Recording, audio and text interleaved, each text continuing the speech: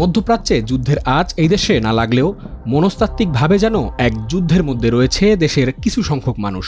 রাজধানীর পাম্পগুলোর কাছাকাছি গেলেই চিত্রটা পরিষ্কার হয়ে যায়। মধ্যপ্রাচ্যের যুদ্ধের খবর শুনতেই জনসাধারণের মনে জন্মেছে আতঙ্ক। দেরি করলে জ্বালানি তেলের সংকটের আশঙ্কায় গত কয়েকদিন ধরে রাজধানীর ফিলিং স্টেশনগুলোর সামনে হিড়িক পড়েছে গাড়ির। ঘন্টার পর ঘন্টা লাইনে দাঁড়িয়ে নিতে হচ্ছে তেল। ধরে আসলে পাম্পে সিরিয়ালে দাঁড়িয়ে আছেন তেল নেওয়ার জন্য।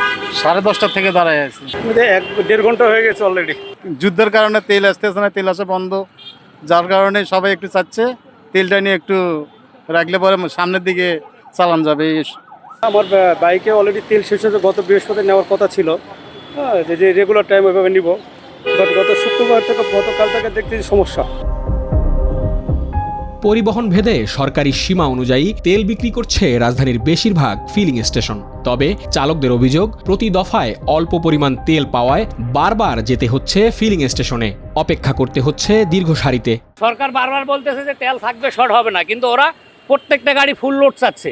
আমরা সরকারের যেটা বাজেট নির্ধারিত করে দিচ্ছে সেটাই দিচ্ছি। ভাই 2 ঘন্টার উপরে লাইনে দাঁড়ায় আছি, আর এই যে 2 লিটার করে তেল দিচ্ছে, এই তেলে আমাদের তো হয় না, আমরা পাঠাবার মারি, এতে তো আমাদের তো কমসে কম তো 5 থেকে 7 লিটার দেওয়া উচিত। ভাড়া মারবো নাকি এই যে সিরিয়ালে তেল নিব, এটা তো আমাদের জন্য অনেক সমস্যা। স্বাভাবিকভাবে তো আমরা অন্য সময় ফুয়েলটা যতটুকু চাইতাম ততটুকু দিত, এখন তো মাত্র 2 লিটার দেওয়ার কথা সরকারিভাবে, নির্দিষ্টভাবে বলে দেওয়ার পরে 2 লিটার করে বিভিন্ন জায়গায় ঘুরে ঘুরে দেখা গেছে 5টাতে ঘুরে 10 লিটার সে টাঙ্কি ভরে নিচ্ছে। সে মনে করতেছে মনে হয় তেল পাবে না, আসলে এটা আমাদের একটা হুজুগে বাঙালি বলে একটা কথা আছে। প্রায় 1.5 ঘন্টার মতো আর কি সময় লাগছে তেল নিতে। এটা মোটামুটি বিজয় সরণি থেকে আসা লাগছে। 1.5 ঘন্টার মতো রোদে দাঁড়ায় থাকার পর তেল পাইলাম, কিন্তু আলহামদুলিল্লাহ আমার বাইকের সিসি কম, 150, সো 300 টাকা হয়ে গেছে। কিন্তু বাইকের সিসি বেশি হওয়ার কারণে তাদের তো আসলে কিছুই হয় না। তো মানে এই দেশে সব কিছু আছে, এরপরে যে হুজুগে বাঙালি যেটা হয়, মানে রাস্তায় দাঁড়ায় থেকে সব কিছু করে, মানে বুঝলাম না। আমার তেল শেষ বলে আসে না, আসতামও না। 2 দিন ধরে শুনতেছি নিউজে, আজকে নিজেই ভিকটিম হয়ে গেছি। ধারাবাহিকতা মেনে জ্বালানি নিতে বাধ্য করা হচ্ছে অ্যাম্বুলেন্সের মতো জরুরি সেবা সংশ্লিষ্ট পরিবহনকেও।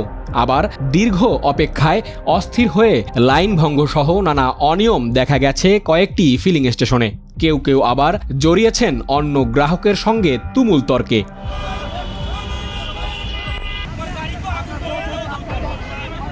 পতাকা গাড়ি, ইয়ের গাড়ি, স্টিকার গাড়ি ছাড়া, লাইন ছাড়া, ওই মন্তলার গাড়ি করে বিভিন্ন সরকারি প্রতিষ্ঠানের কথা কইয়া, সরকারি গাড়ির কথা কইলে লাইন ছাড়া ঢুকে যায়। এই হ্যাঁ, ক্ষমতার অপব্যয় করে সিরিয়াল ছাড়া ঢুকে যায়। তো আমরা 4 ঘন্টা ধরে ঢুকতেছি, তাহলে এটার কোনো মানি হয় না। লাইন ভেঙে ঢোকার কারণ কি? আমি তো লাইন আছে এটাই জানি না। লাইন আছে, আমি তো ডিরেক্ট এখান থেকে আসছি, ডিরেক্ট এসে দেখছি যে আপনার এখানে নাই লাইন, যে আছে বুঝে নাই। লাইন জানা নাই কোনটা? আরে লাইন জানা নাই না, আমি তো আপনার গাড়ি ঢুকাই দেখছি যে আসছে, লাইন আসছে, এখন থামছি। কি হয়েছে সেটা বলেন।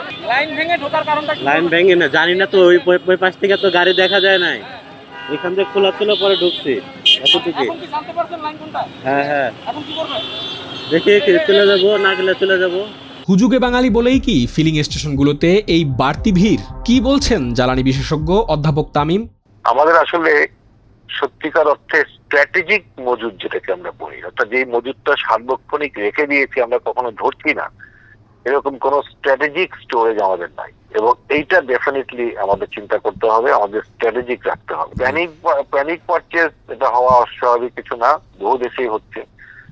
কোরিয়া, সাউথ কোরিয়ার মতো জায়গায় মাত্র 9 দিনের মজুদ আছে, কারণ এরা তো কোনো এক্সপেক্ট করে না। আমি জানি না ওদের স্ট্র্যাটেজিক কোনো ইয়ে আছে কিনা। আমি বেশ কিছু বিশ্বের ইয়ে দেখেছি, এইসব এশিয়ান কান্ট্রি অনেক জায়গায় এই পাম্পে প্যানিক পারচেজ হচ্ছে।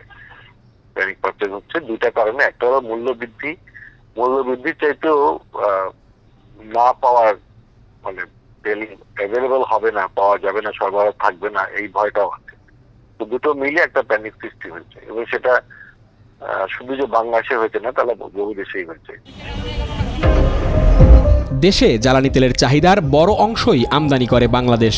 বাংলাদেশ পেট্রোলিয়াম কর্পোরেশন বিপিসির তথ্য বলছে অন্তত 1 মাসের জ্বালানি মজুদ আছে দেশে।